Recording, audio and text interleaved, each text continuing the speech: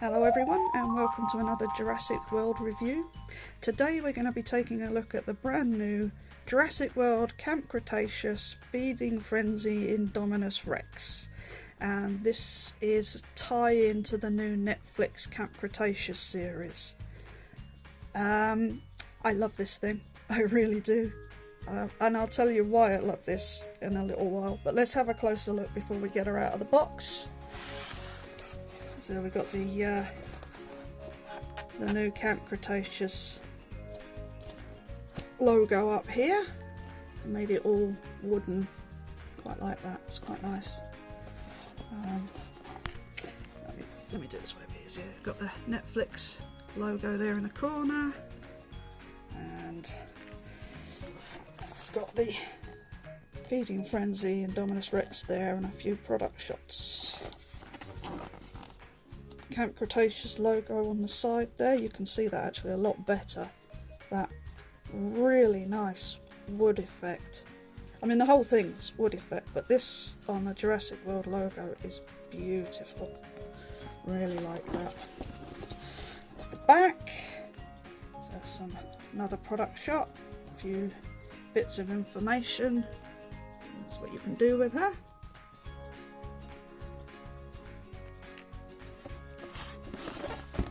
And there's that logo on that side again, and there's a load of gubbins on the bottom there.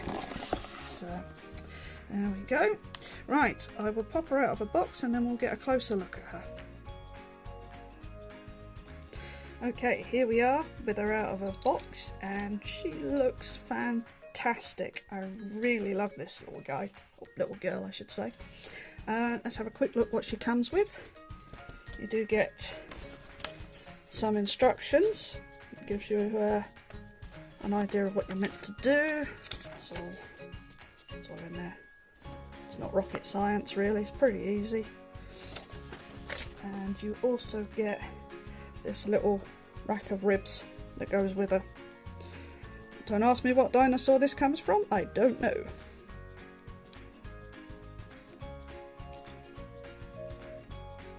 It's quite nice. I mean, to be fair, I'm vegetarian and I haven't seen a rack of ribs for about 10 years, so this could be really accurate or massively inaccurate and I wouldn't know. So there. Right, let's bring the girl back in again. I will just say, I missed out on this when they first came out. I saw her in Smith's and I went, no, I won't get that one. This is the pearlescent one. I won't get that one because it's in the box set and I'm buying the box set. And I bought the box set and it was the regular one. And by the time I realised, this one had already sold out everywhere. So I managed to get it from China, and I got it the day before I got this one. And I'd shown my mum this little one. And when this one turned up, she went, "Oh, blimey, that didn't half grow overnight, didn't it?" Mothers. Anyway, I love my mum, she's great. Right, let's get in close then. Have a look at this girl. Oh, look at that face. Look at that face. That is beautifully painted. There is a button on the top here. We'll get to that in a bit. But the detailing on this is outstanding. They didn't have to put this level of detail into this figure because this is aimed at smaller children, even younger than the mainline figures. So they didn't have to do this. They probably could have got away with doing a lot less, but I appreciate that they did do this because it means that as a collector I get a really decent looking figure. And this, I've got to go back to the face. This dark washing here and around the eyes is gorgeous. I mean, yeah, if I was being really picky, I could say, well, maybe they could have painted the teeth a little bit better, but I mean, that is like the height of nitpicking, because otherwise this is gorgeous. As you can see all the way down there, again, lovely, lovely detailing. and they painted the claws. Well, they painted the claws on the feet, they didn't do the ones on the arms, but I could probably take a brush to that at some point. And even underneath, it's really nice. Really, really nice. And then there's all these bumps and lumps going all the way down her back. These little pseudo feathers. That comes all the way down the back. Absolutely beautifully detailed. This is where the batteries go. And again, just really lovely. Articulation, there's not a lot to speak of because it's not really a figure that's designed to move, you know, a lot, but you get some rotation on the little arms. I don't think they go in and out any. No. And you can get some rotation on the feet there, on the legs rather, and a bit on the feet. But again, it's not really the point of the figure. The point of the figure is purely for play. So, how this works is, you take your bit of dead whatever, you push down on the tail, and her mouth opens. I'm going to pull back a little bit, and then you're supposed to put this in, and she's supposed to clamp down on it. Now, like that. Now the problem that I've found with this is that you have to really push down on the tongue piece to get it to work. So let me just bring this up a bit so the head's in view. I haven't yet worked out a way to do it without sticking my finger in her mouth. I don't know, maybe this way? No, then it doesn't set off the sounds. So, yeah, I think maybe it's just a matter of... Didn't like that bit. Didn't want that bit. No. It's not gristly enough, this piece. Anyway, but this is the whole thing, and you can see if I bring it in closer, you can see she's got this nice tongue here that you just press down.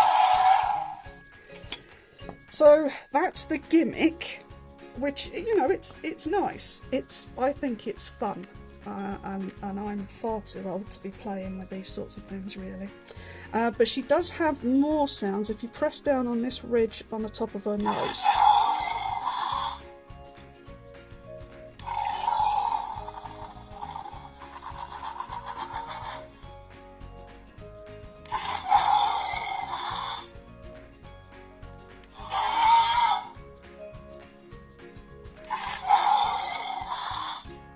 Now, I think, but I'm not 100% sure because mine's sitting on the top of my shelf and I can't get to it right now, but I think these are the same sounds from the Destroy and Devour Indominus Rex that came out last year. I think they've just reused the sounds for that. But they're fun, nonetheless. But the main thing is this chomping attack here. And if I do this again, you'll see that her eye lights up. And it obviously sounds like she's chomping. So there, that's basically it. Now, the reason I wanted to get this was because I also have this, and it's a very similar figure. This is the Primal Pal Blue, and she does a number of similar things, like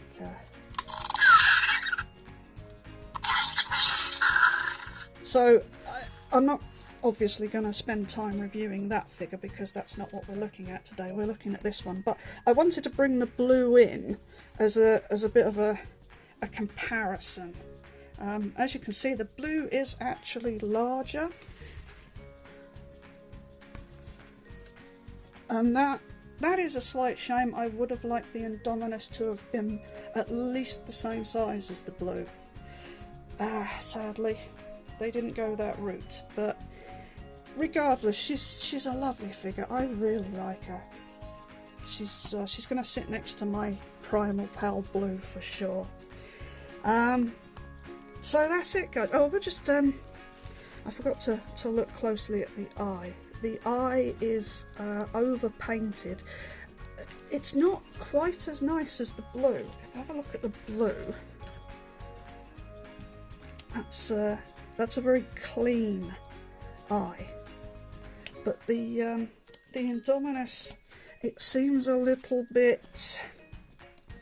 It almost looks like it's been over with a little bit of fine grit sandpaper, but it's not a huge issue.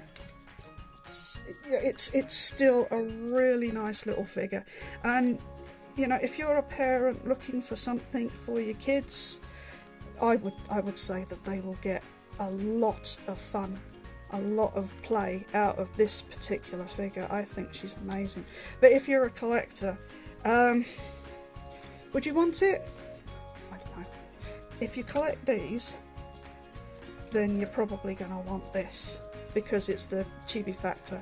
You know, it's the small and cute factor. I had to get her. I thought she was amazing. I think she looks fantastic, and I love the way she works. Anyway, that's it for today. Thanks for joining me for another of these Jurassic World reviews. I appreciate your time, and I will see you in the next one. Thanks for watching. Bye bye.